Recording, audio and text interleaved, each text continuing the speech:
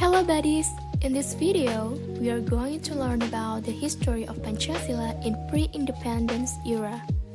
Pancasila consists two Sanskrit words, Pancha meaning five and Sila meaning principles. So, Pancasila means the five principles underlying the state ideology of Indonesia. Pancasila is a guide to the life of a nation that was born over the results of the Nation Benevolent Covenant. The text of the 1945 Constitution was first prepared by one Japanese government army formed body called Investigation Agency Efforts Preparation of Indonesian Independence, or BPUPKI, headed by KRT Rajiman Widioningrat. During the first trial, the talks focused on the matter of realized Grundslag. The basic philosophy is to be prepared within the framework of independence of Indonesian state. Muhammad Yamin, for example, in his speech on May 29, 1945, he formulated five fundamentals as follows: peri kebangsaan, peri kemanusiaan, peri ketuhanan, peri kerakyatan, and the last one is kesejahteraan rakyat. The proposal for Pancasila formula was disclosed in Supomo in his speech at the PPUPKI congregation, held May 31, 1945. Persatuan, kekeluargaan, keseimbangan lahir dan batin, musyawarah, and the last one is keadilan rakyat. Insinyur Soekarno, for example, in his speech on June 1, 1945, he formulated five fundamental as follows: kebangsaan Indonesia, internasionalisme and peri kemanusiaan, mufakat or demokrasi, kesejahteraan sosial, and the last one is ketuhanan yang Maha Esa. On June 1, 1945, Soekarno mentioned in his spontaneous speech that came to be known as the birth of Pancasila. The 9 committees was formed after the Insinyur Soekarno gives a series of Pancasila. As for its member, it is as follows: Insinyur Soekarno as a head, Dr. Andes Muhammad Hatta, Mr. Alexander Andrus Maramis, Abi Kusno Cokro Sujoso, Abdul Kahar Muzakir, Haji Agus Salim, Mr. Ahmad Subarjo, Kiai Haji Abdul Wahid Hashim, and the last one is Mr. Muhammad Yamin. On June 22, 1945, the 9 committees has defined Pancasila and produced the Jakarta Charter. But in August 17, 1945, regional representatives, in particular A.A. Maramis, objected to the first draft of Pancasila Charter. Then, the second BPUPKI's congregation ran from July 10, 1945 to July 17, 1945. On August 1945, PPKI's first congregation approved the Jakarta Charter as the preamble to the 1945 Constitution. The first controversial sentence in Pancasila, with the obligation to carry out Islamic law for its adherents, is changed into belief in the one and only God. Okay, that's all the history of Pancasila in pre-independence era. The valid and righteous Pancasila rule was on preamble 1945 Constitution of the Republic of Indonesia. August 6, 1945, an atomic bomb was dropped on the Japanese city of Hiroshima by the United States, which began to lower the morale of Japanese soldiers around the world. And on the same day, Soekarno, Muhammad Hatta, and Rajiman Widioningrat were flown to Vietnam to meet with the Terauchi marshals. And a day later, BPUPKI changed its name to PPKI, or Indonesian Independence Preparation Committee, to further emphasize the desire and goal of achieving Indonesian independence. And on August 9, 1945, the second atomic bomb was dropped on Nagasaki, causing Japan to surrender to the United States and its allies.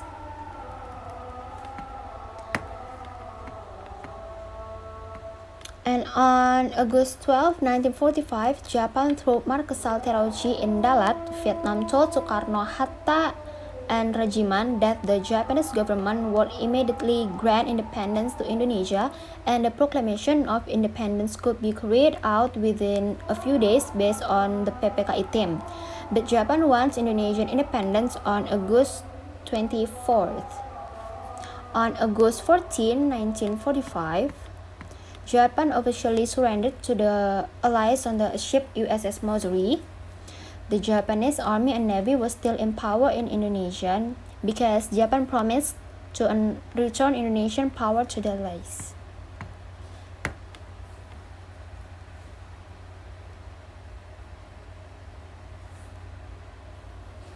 And then the young group argued to the old group to immediately proclaim Indonesia's independence. However, the old faction didn't want to rush it because they don't want any bloodshed at the time of the proclamation. Consultations were also carried out in the form of PPKI meetings. The youth group did not approve of the meeting because PPKI was a body formed by Japan. They want independence for our nation's own efforts, not Japanese business. Mr. Ahmad Subarjo again convinced the youth not to rush in proclaiming independence. The constituent of the proclamation was E.R. Soekarno, Dr. Handus Muhammad Hatta, and Mr. Ahmad Subarjo.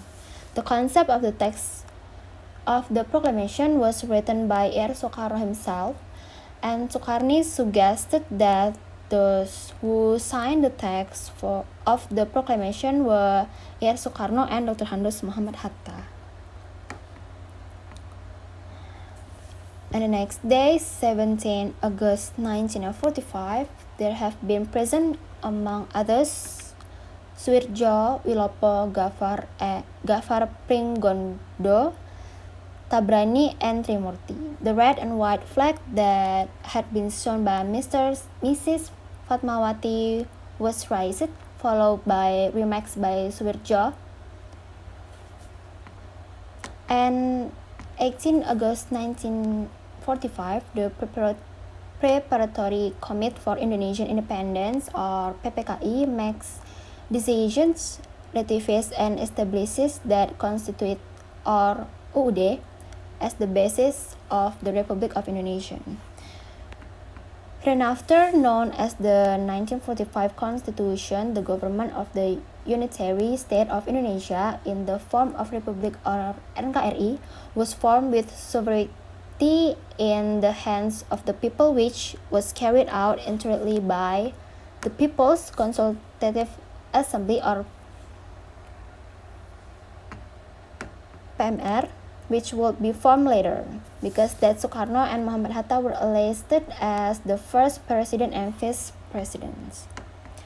On 19 August 1945, the last commander of the 16th Army in Java, Lieutenant General Nagano Yuichiro, gave a farewell speech to the members of the PETA unit.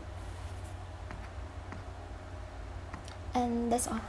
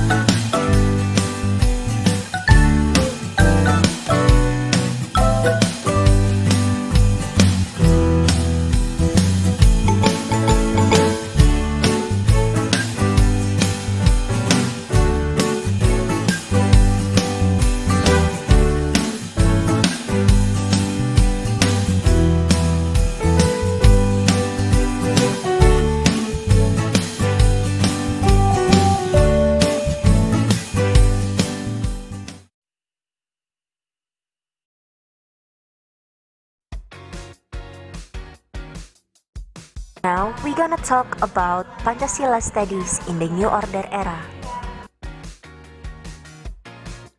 Haji Muhammad Soeharto led the New Order era. The birth of the New Order began with the issuance of the Order of March 11, 1966. The New Order began from 1966 until 1998. Haji Muhammad Soeharto carrying the slogan "Implement the Pancasila and the 1945 Constitution in a pure and consistent." The New Order implements the state administration mechanisms in accordance with the provisions of the 1945 Constitution, such as: First, general election. Second, establishment of MPR or DPR. Third, determination of GBHN.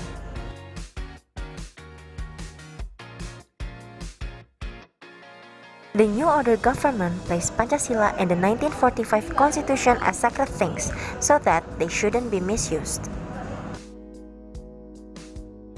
The government also formally socialized the values of Pancasila through TAP MPR No. 2 MPR 1978 concerning Pedoman Penghayatan dan Pengamalan Pancasila or P4 in schools and the community.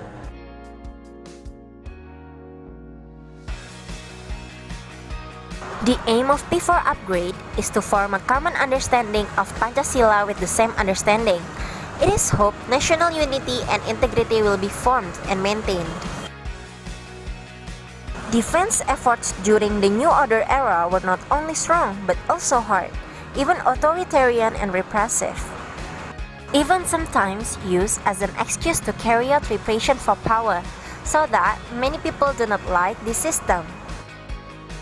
Pancasila contains democratic values, but is maintained in ways that are not democratic. In practice, democracy is only procedural without substance. Therefore, Pancasila and the 1945 Constitution are often used as the sake of power. So, that's my explanation about Pancasila studies in the New Order era. Thank you!